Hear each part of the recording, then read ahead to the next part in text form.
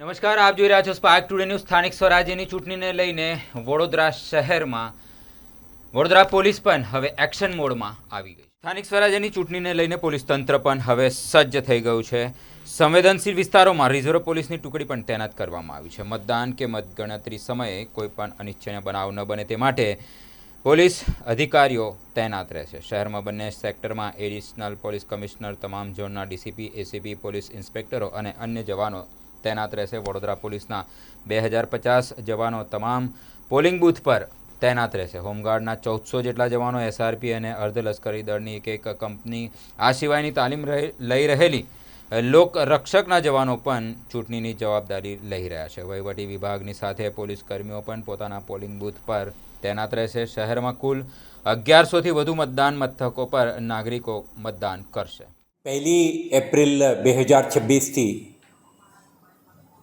આદર્શ આચારસંહિતા અમલમાં છે અને તે જ દિવસથી વડોદરા શહેર પોલીસ તરફથી સમગ્ર ચૂંટણી પ્રક્રિયા એક ન્યાયિક શાંતિપૂર્ણ માહોલમાં સંપન્ન થાય તે દિશામાં કેટલાક ઇનિશિયેટિવ લઈને કામગીરી કરવામાં આવી રહી છે.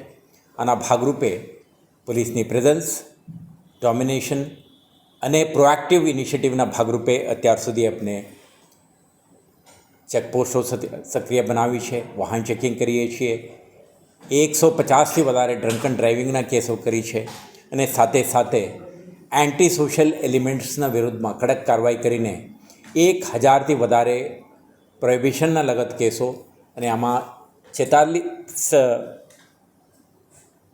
લાખથી વધારે પ્રોહિબિશન મુદ્દામાલ અને આના હેરાફેરી માટે વાપરાતા વાહનો મળીને 76 લાખથી વધારે મુદ્દામાલને પણ આપણે જપ્ત કરી છે.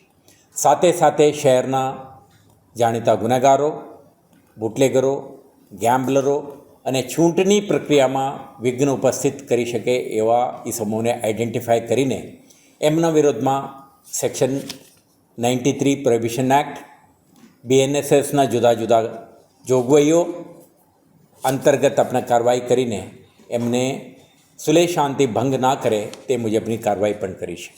અત્યાર સુધી આપણા 108 જેટલા આરોપીઓને આપણે પાસા અંતર્ગત પણ ડિટેન કરી છે, જેમાં ખાસ કરીને ચૂંટણીના અનુલક્ષીને 33 જેટલા આરોપીઓ પાસા અંતર્ગત ડિટેન થયા છે, જેમાં માથાભારે તત્વો, ડેન્જરસ પર્સન્સ, બુટલેગર્સ, ગેમ્બલર્સ અને પ્રોપર્ટી ઓફેન્ડરના ઉમેરો થાય છે.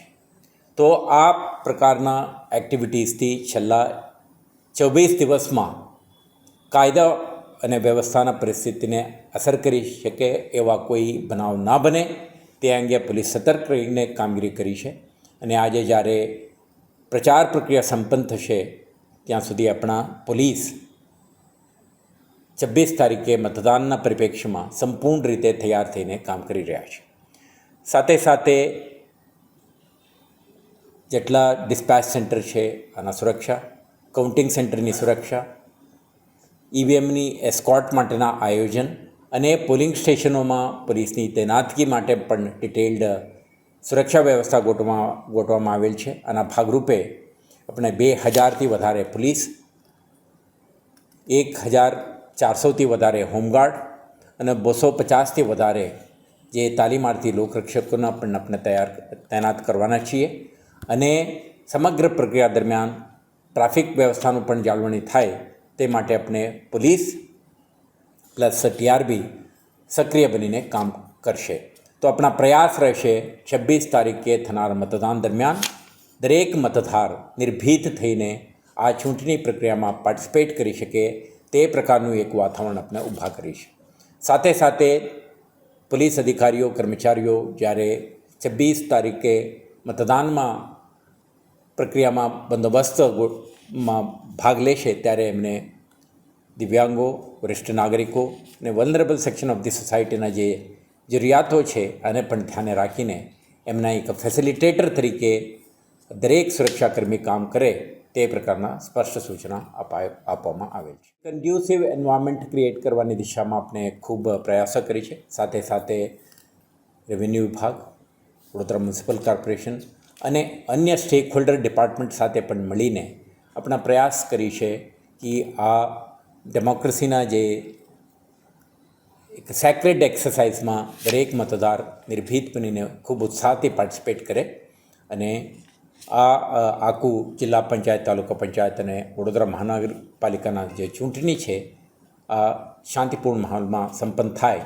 તે માટે શહેર પોલીસ તરફથી જરૂરી તમામ પગલાઓ લેવામાં આવેલ છે.